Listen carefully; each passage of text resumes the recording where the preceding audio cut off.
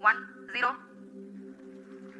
हाल की ताजा अपडेट के बारे में बात करें तो इसरो ने जानकारी देते हुए बताया है कि चंद्रयान-3 चांद के बहुत ज्यादा नजदीक चला गया है। अभी चांद के तीसरे राउंड में चंद्रयान-3 चक्कर लगा रहा है, जहां पर इसकी चांद से सबसे नजदीकी दूरी 174 किलोमीटर है और सबसे दूर की दूरी 1437 किलोमीटर है। मतलब अब वह दिन दूर नहीं जब चंद्रयान-3 चांद को अपनी मुट्ठी में कर लेगा।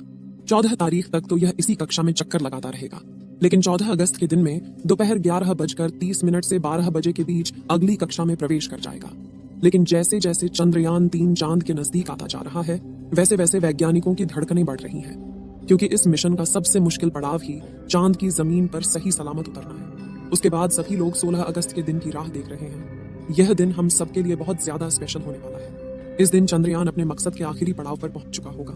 दरअसल यही वो दिन होगा जब इसका प्रोपल्शन मॉड्यूल विक्रम लैंडर से अलग हो जाएगा। अब आपके दिमाग में सवाल आ रहा होगा कि आखिर वैज्ञानिक इस काम को कैसे अंजाम देंगे। दरअसल ये काम वैज्ञानिक बड़ी ही चतुराई से करने वाले हैं। इन दोनों को आपस में जोड़ने वाले जो हुक लगे होते हैं, उसको वैज्ञानिक खोल देंगे, जिसके बाद पिछले हिस्से की रफ्तार धीरे धीरे कम हो जाएगी और आगे के इस हिस्से की रफ्तार स्थिर रखी जाएगी, ताकि आगे वाला हिस्सा अपनी कक्षा में आगे बढ़ जाए और पिछले वाला बिना किसी नुकसान के अलग हो जाए। इसके बाद चंद्रयान-3 के दोनों ही सिलेंडर और प्रोपल्शन मॉड्यूल चांद की 100 × 100 किलोमीटर की कक्षा में अलग अलग राउंड काटते हुए लैंडर चंद्रमा की सतह पर उतरने के लिए आगे बढ़ेगा। यहाँ से आगे का सफर इसके लिए बहुत ज्यादा मुश्किल होने वाला है।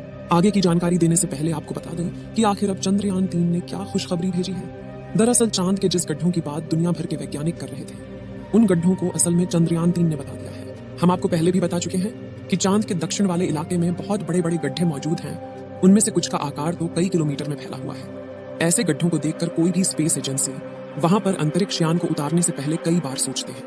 इन्हीं डरावने गड्ढों की तस्वीरें चंद्रयान-3 ने दुनिया के सामने भेजी हैं। इस तस्वीर को देखकर इसरो के वैज्ञानिकों की आंखें खुशी से भर गई, जब चंद्रयान-3 के अंदर लगे हुए हाई रेजोल्यूशन कैमरे ने चांद की खूबसूरत तस्वीरें कैप्चर की। फोटो के अलावा चंद्रयान ने वहां का लंबा वीडियो भी बनाया, जिसे आप इस समय अपनी स्क्रीन पर देख सकते हैं, और इसे देखकर हर एक भारतीय नागरिक का सीना गर्व से चौड़ा हो चुका है। दोस्तों, हमारे इसरो के वैज्ञानिकों ने पहले ही हर चीज की गणना कर ली थी और अब उसी के प्लान अकॉर्डिंग चंद्रयान-3 आगे बढ़ रहा है। आगे के प्लान की बात करें तो वैज्ञानिक अब धीरे धीरे उसके ऑर्बिट को छोटा करते जाएंगे और उस हिसाब से चंद्रयान चांद के नजदीक चला जाएगा। लेकिन इसका जो चांद पर नीचे उतरने का प्रोसेस शुरू होगा, वह उस समय होगा जब चंद्रयान चांद से 36 किलोमीटर पर रहेगा और वहां से चंद्रयान-3 दक्षिणी ध्रुव में मौजूद अपनी लोकेशन को देखेगा।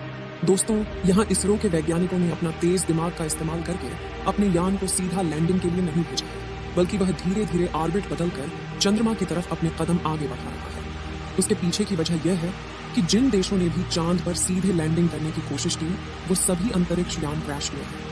लेकिन इसरो की सूझबूझ से हमारा मिशन सफलता के कदम छूने के लिए तेजी से आगे बढ़ रहा है और उम्मीद है इस बार हमारा लैंडर सफलतापूर्वक चांद की सतह पर सॉफ्ट लैंडिंग कर जाएगा। सॉफ्ट लैंडिंग करने के लिए इस बार अंतरिक्ष यान में जो उपकरण लगाए गए हैं, बहुत ही ज्यादा एडवांस और हाई टेक्नोलॉजी वाले हैं। चंद्रयान-3 को हर परिस्थिति में सटीक जानकारी देने वाले लेजर डॉपलर नाम का उपकरण इसके अंदर लगा हुआ है। इसका काम उतरते वक्त चांद की जमीन पर लेजर फेंकना है, ताकि दूर से पता चल जाए कि जहां पर लैंडर को उतरना है और वहां पर कोई बड़ा गड्ढा तो नहीं है।